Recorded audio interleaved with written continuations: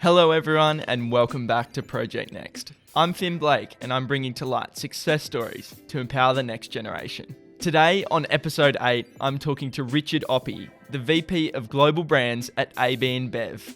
As part of his role, Richard oversees the brand strategy of some of the world's most iconic beers, such as Budweiser and Corona. In this episode, Richard explains how he climbed the corporate hierarchy to end up managing some of the biggest brands in the world. Although Richard originally saw this career path as a plan B to playing AFL football, he really has climbed the ladder to the top. The Aussie New Yorker also gives some strong insight into branding trends of the future, including NFTs and influencer marketing. I can promise you'll get plenty out of this episode if you're interested in brands, business, or the future of marketing. I sound like a broken record, but if you've been here before, then you know where the like button is. And if you're new, make yourself familiar with the subscribe button below. I can't wait to hear about how to make a career out of beer, so let's get straight into it.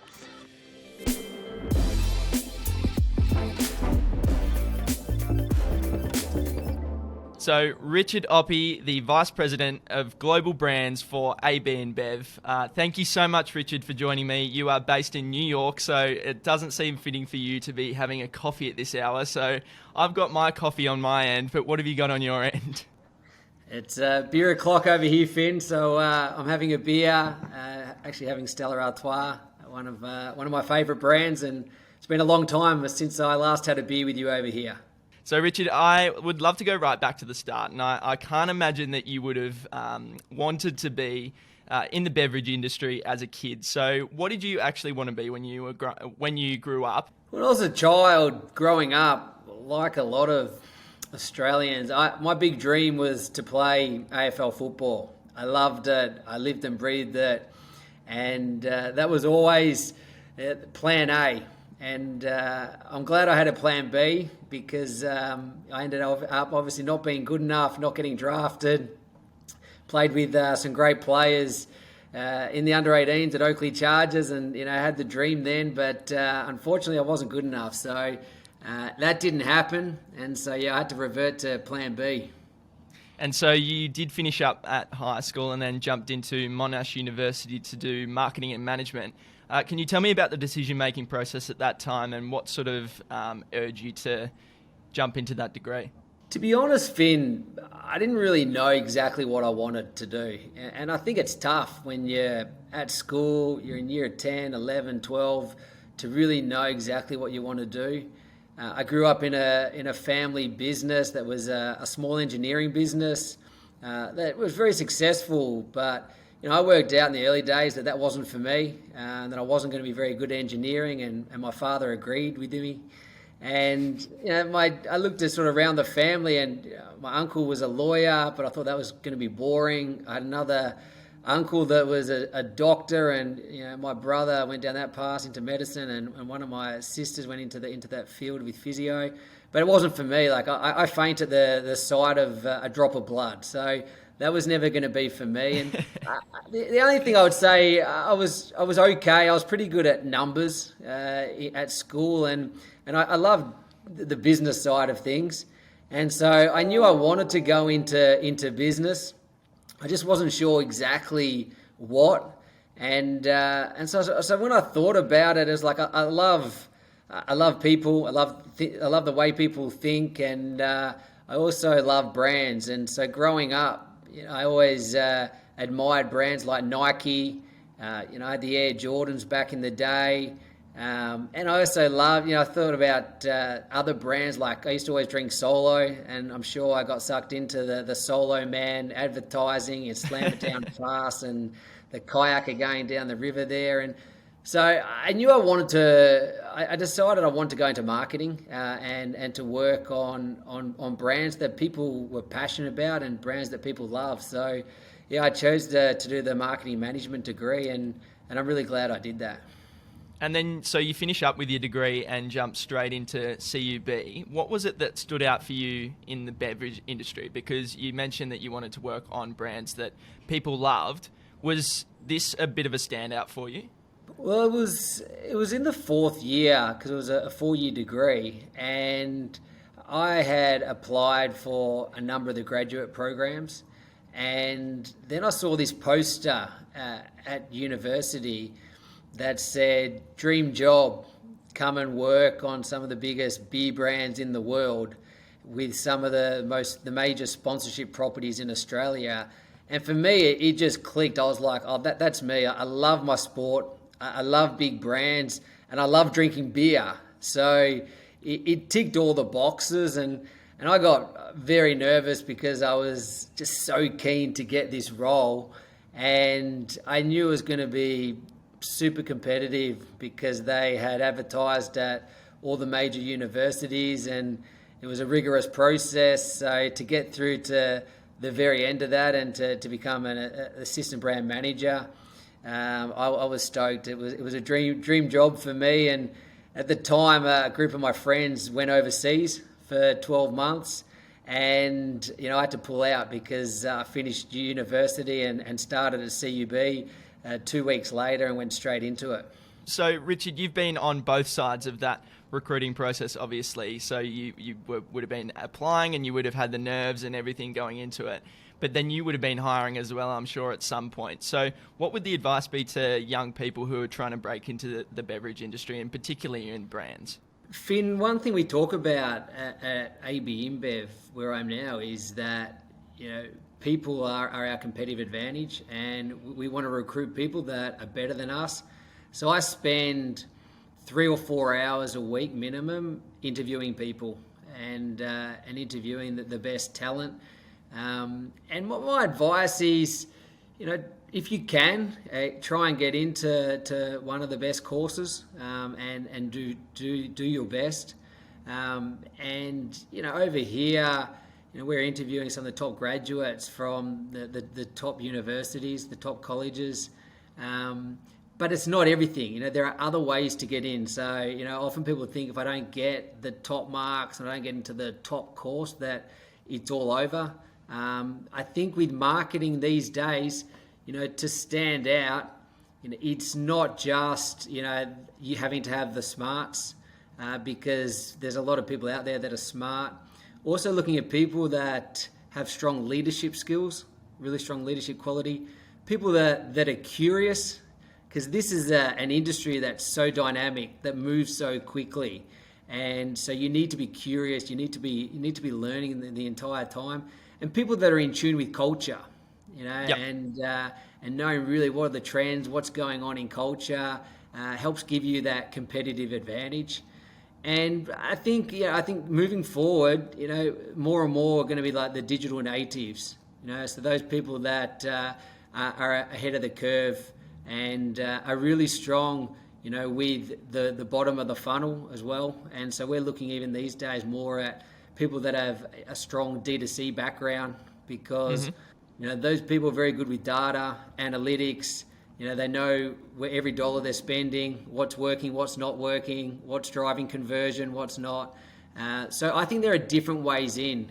Awesome. I think there's some great advice in there, Richard. And so back to your story as well, your early days at CUB, when did you realise that was going to be the place for you? Because you did climb the ladder all the way to the top. So at what point in your early days did you go, all right, this feels like home? Oh, pretty early on. Like just the culture. It was like being with my mates, being with my friends at work. Like everyone worked really hard. So we had this culture of work hard, play hard. But you could imagine for me, it was, I was in like a dream job, like to be able to work on Victoria Bitter. And, I was going to the Allan Border Medal, and I was going to all the cricket sponsorships, the NRL sponsorships, and then working on Carlton Draft. I got to go to a lot of the AFL games, a lot of the AFL promotions that we ran, the grand finals, the Brownlows. So you could imagine, for someone that loves their sport and loves their brands, that pretty quickly I worked out that I love the culture at CUB, and it was going to be a place for me, hopefully, for a long time. And 20 years later, I'm still in the beer game, and I've had different owners over that time, but essentially the same beer company. And so, Richard, you did work across a variety of products at CUB. I've got Carlton Dry, Carlton Draft, Great Northern, VB, and Crown Lager. So which was your favourite beer to brand, and what were the best campaigns that you were working on at that time? The two of my favourite memories working on individual brands were Victoria Bitter and Carlton Draft. Victoria Bitter, I had the pleasure of returning VB back to the big cold beer, back to 4.9% alcohol. And you probably won't remember, but back in the day, the alcohol was reduced from 4.9 down to 4.8, then down to 4.6. And we saved a lot of money on excise tax by having a lower alcohol, but we upset a lot of our drinkers. And they were fanatical about the brew and how dare you play with the brew. And a number of our drinkers walked away. And having one walk away is one too many. So we made the decision to take all the excuses away, and we took VB back to 4.9%. We brought back the iconic advertising. We brought back the heritage packaging, and we actually relaunched the brand on breakfast radio back with Mick and Eddie and Das on the hot breakfast, and you wouldn't believe it, at 6:37 in the morning, outdoor broadcast, it was packed. People at all were celebrating early in the morning. They all took the day off work, and I just couldn't believe how passionate people were about Victoria Bitter and about the brew. And I think it comes back to, a key lesson for marketers is, you have to be very careful. And we talk at AB InBev that the consumer is the boss. And so every decision we make must be the right decision for the consumer. If we're making the right decision for the company, like we did in this case, to save money, but it wasn't the right thing for the consumer, then we wouldn't do that at AB InBev. And I think that was a key lesson for us. And we took it back to 4.9%, and we did see a return and see the brand stabilise, and that was the right decision long term, and it hasn't been changed since. So that was that was definitely one of my favourite memories back in the day. And then I think the other one that I loved working on was Carlton Draft. It was a brand that I think we did some of the most iconic advertising with that brand back in the day. But the one that I'm probably most proud of is the work that we did with the launch of the Carlton Draft front bar, because that was an idea that was born. Actually, I was over in New York, believe it or not, 2014, with Mick Malloy and Das as part of a hot breakfast promotion. And I was talking to Mick one night, and geez, he's a lot of fun to travel with, as you could imagine. Just about Carlton Draft, which was a brand about friends coming together, mates coming together at the pub to drink fresh draft beer.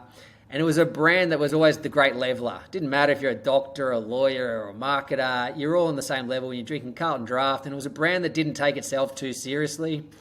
And Mick sort of came to me and mentioned, hey, I've got an idea for you around a sport footy show. And I thought it was Mick after a few Carlton Drafts, talking it up and making up some stories. And then we got back to Australia, and he the next week he came with AB Brown and presented the idea, and I just thought it was a great idea, and it was perfect for Carlton Draft, and it didn't feel like advertising. It felt naturally integrated into the content, and so we decided to give it a go, and we ran it initially through afl.com.au, and I remember calling Russell Howcroft, who's a ripper bloke, really like Russ, and he was at Channel 10 at the time. I said, Russ, I think this could take on Channel 9 footy show. And he laughed at me. He said, you're kidding yourself. Maybe we could put it on a digital channel, but that's the best you're going to get. So I've just been so proud of Mick and Rich Malloy and AB Brown, and then obviously Andy Marr and Sam Pang, what they have done as a team. I think it's phenomenal. And I think it's been great for the Carlton Draft brand. And to see it there now rated as the number one footy show, I think is fantastic. So, Richard, I know we could probably do a complete separate podcast on this, but take me into your mind when you're considering, for example, Budweiser. What would be the main touch points that you would want to nail to, get that brand recognition? What goes into making the decisions to go with certain, colours and strategies and things like that?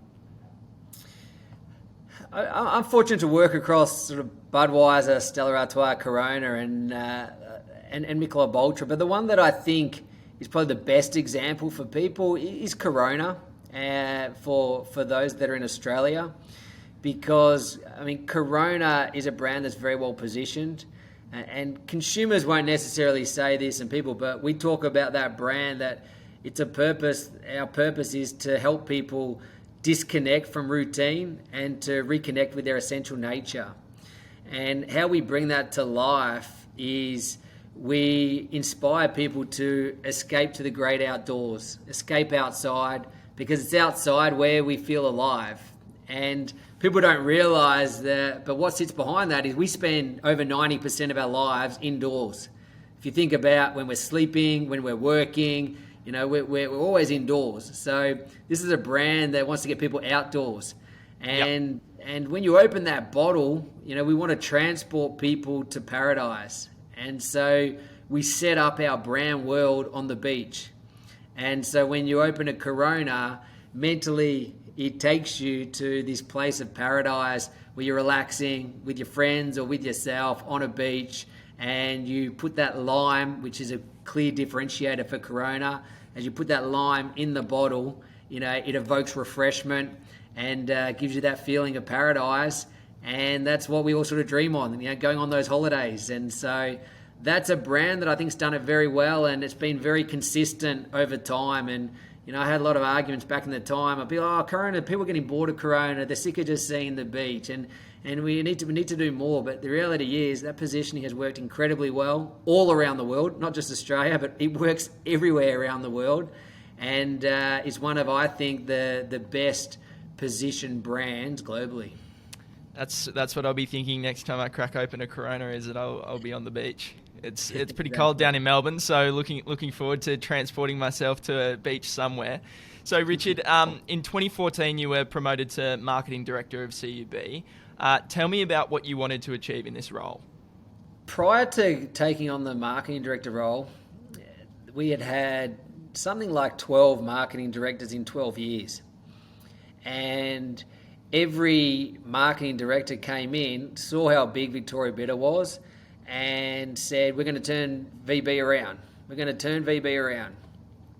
And I had been around, as you could imagine, for the 12, 14 years and seen all these marketing directors come in. And I was part of the journey, remember, even taking it back to 4.9.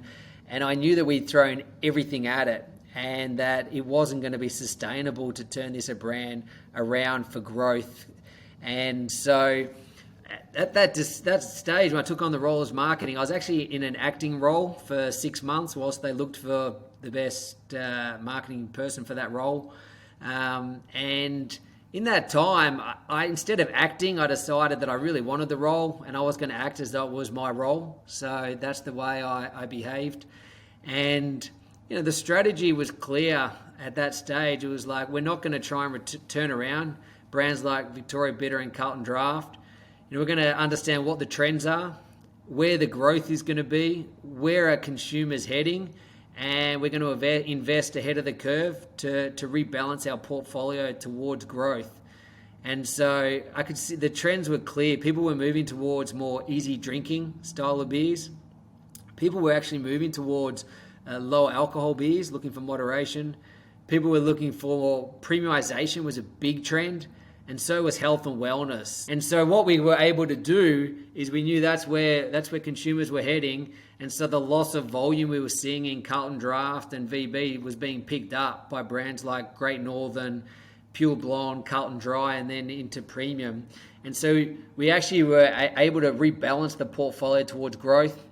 And we actually turned the entire beer category back into growth.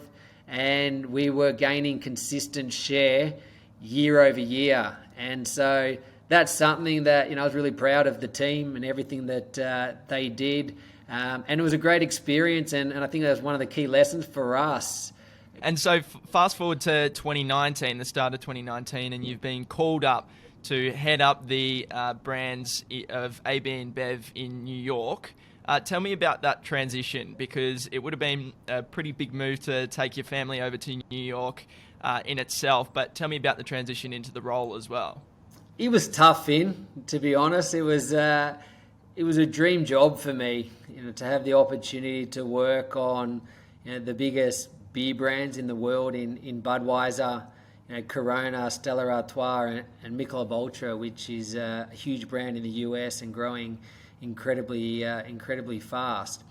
And the reason it was tough, because you could imagine that a lot of the marketers in the business around the world, it's one of the more aspirational jobs to take in the company.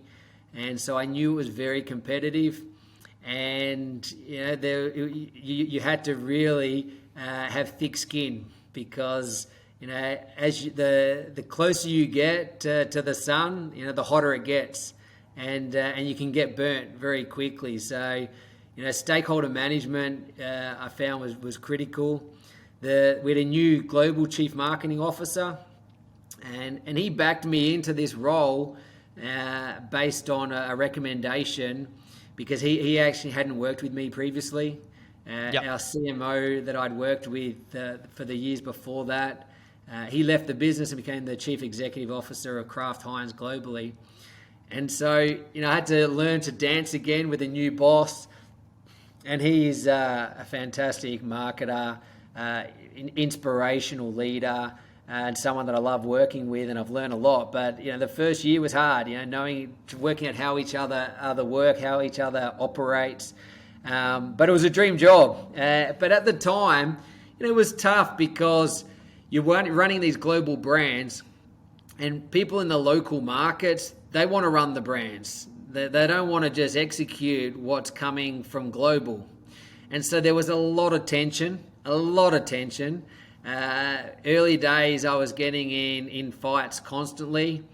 And so what I decided to do, there's probably two things that we focused on.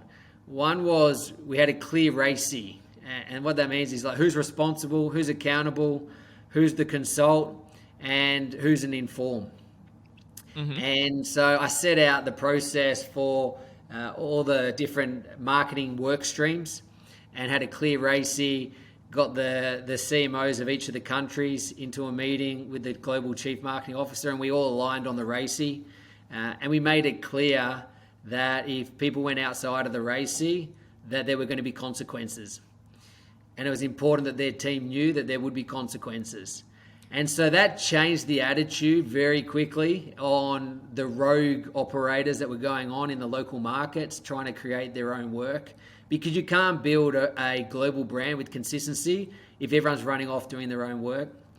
And then the other thing we did was we created steering committees. So we would get the top 6 to 10 countries, and we'd have a representative of each country sitting on the global steering committee, and we get them to help with the work. So, we might find that if it's a rational, functional campaign that's relevant in 5 markets, we'll get those 5 key markets together, working with someone from GHQ in the global brands team. And that way we have the voice of the country, the voice of the consumer sitting at the table as we create the work. So we gave them skin in the game by being on the steering committee, and it's really helped. It's made the work better and the relationships much stronger. And it feels like one team now. It's not global and local. It's like one global brands team. And I don't care where they sit around the world, whether they're next to me in New York or whether they're in China, Brazil, they're all part of the team. Yeah. And so, Richard, especially during those pretty tense negotiations early on, you mentioned that you had all the CMOs in the room at the same time. What sort of almost frameworks do you go into those meetings with? Because it'd be very hard to kind of pull it back if you went too far and went too hard. How do you manage even the cultural nuances that exist in that room? Yeah, you have to be very, very conscious of the cultural nuances. And the Canadians and South Africans are much closer to the Australians, whereas, I'm very close with the CMO of China. But you've got to be very careful. They don't like to lose face, and you have to be careful the way you speak to them, particularly in front of their boss and in front of their team.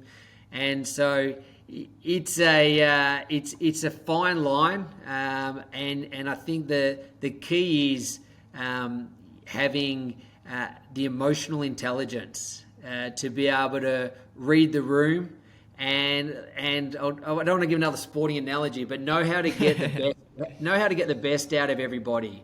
So the way I speak to the CMO in Brazil, who I'm very close with, I can have much tough conversations, be very direct, but I will influence and get the same result, but land that in a very different way, the way I speak to, say, the CMO in China or South Korea.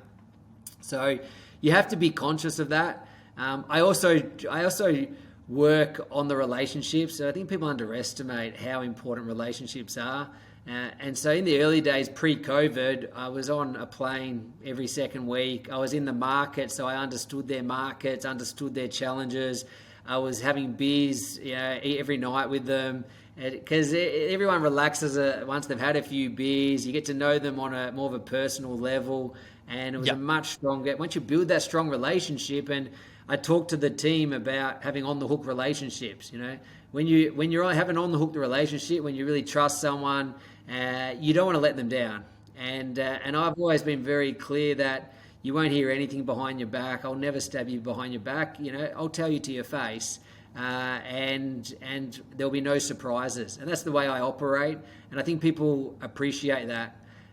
So that's really helped, I think, galvanize the global brands team, and bringing everyone together, knowing at the end of the day, we're all on the same team. Our competitor is externally, not internally.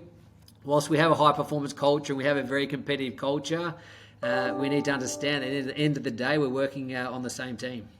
For sure. And so, Richard, I want to change tack a little bit and talk about the Super Bowl, because I know pre-COVID you love to go down to the Super Bowl most years and go and enjoy your time down there. As a marketer and a brand manager, does this feel like your grand final? It's a little bit like the grand final. It's a big moment. It's a big expense. The last one we had was Miami, and it was huge. We had the Budweiser hotel, and we don't do it half-hearted. It was an epic few days, and we took over one of the big hotels on South Beach there. And it was invite only. We had 250 of the top influencers from around the world. And it was great seeing all these creators collaborating.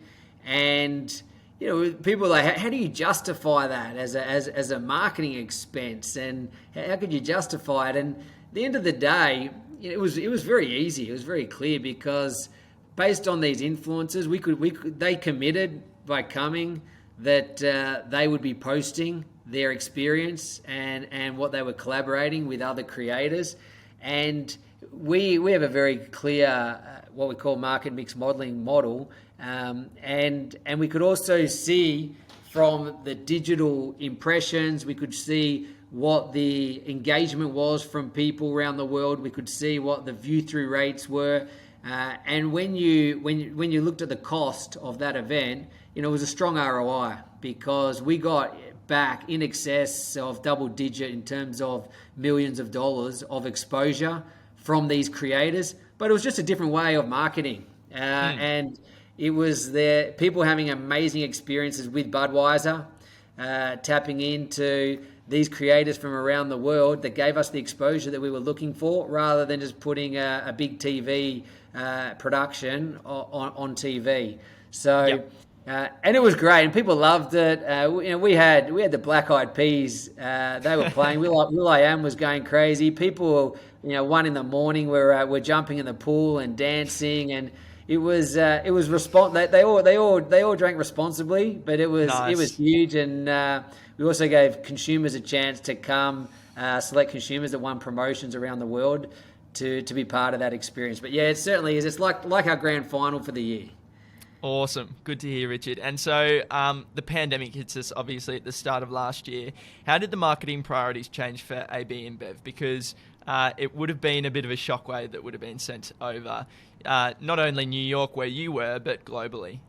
Yeah, it was a big shock, and so we jumped on a call every morning, 7 a.m. New York time, with the marketing community, all the leaders around the world and their teams, to discuss basically daily actions. We pulled all our marketing campaigns straight away. I mean, you could imagine, when everybody's locked up inside, it doesn't make sense for Corona to be inspiring people to get outdoors. So we had to change all of our campaigns, and we moved very quickly. That's something AB InBev's known for, is just their agility. The Budweiser team in the US, I thought it did a fantastic job. Instead of spending $5 million on sports sponsorship over that time, we rediverted that money towards the Red Cross to support the frontline workers. And we worked with our sponsorship partners. We opened up the stadiums because we were running out of blood. So we ran blood drives to support the industry. And so there were other things that we did very quickly. Like we weren't allowed to sell beer there for a period of time because we had a number of our breweries that were shut down. So we pivoted our breweries into making hand sanitizer, because that's what people were in desperate need of. Our breweries were also making waters, filling up water bottles for people. We actually, in Brazil and Mexico, we built 2 hospitals, and we had some of our breweries filling tanks of oxygen. And so, you wouldn't necessarily expect that of a brewer, but it's something that the community really appreciated, because that's what people needed at that time. And we saw our reputation increase significantly. And so when people could start drinking beer again, our brands like Budweiser were top of mind and recovered strongly. And so, Richard, you mentioned earlier the influencer initiatives and innovation that you've kind of experimented with in digital native spaces. The most recent one that AB InBev has experimented with is NFTs. Tell me about the experimentation of NFTs and why do you think this gives you the edge in terms of your competitors, and is it trying to stay ahead of the curve? A lot of people don't know much about NFTs, and I don't profess to be an expert, but the people I have in the team and the agency we work with, Gary Vaynerchuk, and Gary V, he's going big into this space, and so we decided to partner with Vayner, and we're going to have a crack at this space, because when I look at the trends, I think it's going to become much bigger and bigger. I think for us, it's going to be less about digital art, the crypto punks of the world. And for us, it's going to be more about how do we bring people closer to their favorite artists, their favorite sportsmen, bring them closer to their favorite events, like we discussed, the Super Bowl events or World Cup that we're one of the major sponsors, and next year will be at Qatar. And how do we give people these amazing experiences in the form of a smart contract that will sit as an NFT? And these will be extended over multiple years, so that you got value there. And at a very simple level, like when people go to Super Bowl, you see people that are lining up afterwards to buy your ticket as you're walking out. And I'm like, why would they want these tickets? But people want them for memories. And you're going to have, I believe, that your digital wallet, your MetaMask wallet, it's going to be like your social currency in the future. And all those great experiences of the music concerts you go to, the sporting events, you're going to keep them all as, I think they'll be in the form of NFTs, and you'll be keeping them in your digital wallets. And then there'll be some brands that you're going to see us do, hopefully, some exciting things in this space with both Budweiser and Stella Artois and Corona in the next 3 months. And you're going to see Stella Artois. Stella Artois will play in some of the art space, but it's also going to give people some experiences and give them access to restaurants around the world that they wouldn't get access to without Stella Artois. And in the form of an NFT, that token will give them the ticket to some of the best seats in the restaurants around the world. So it just gives you an idea of the role we can play. And I think we'll take it, hopefully our brands take it from something that is relatively niche but getting much, much bigger to more the masses. In similar way to what you probably would have seen with NBA Top Shot. That's what we're looking to do as we set up the Bud Metaverse, the Budverse. So, Richard, you did touch on the fact that it is a very nascent space, and there's no guarantee that there will be a return on investment. It's a very, speculative space. What makes you think that the risk is worth taking? Is that kind of an attitude that is consistent in all the moves that AB InBev takes? It's one of those things where what I love about AB InBev is we're prepared to take risks, and we're not hierarchical. And so when you see a trend, we would rather place that bet, take the calculated risk and be ahead of the curve rather than wait until it's too late. Because I think this is a space that people are still trying to work out how they play in it. We've been doing it now for a number of months, so we're ready to go. And setting up these sustainable business models, they take time, particularly for an alcohol company. But we're pretty much ready to go now. Whereas I think for brands that are going to try and follow, they're going to find it much harder.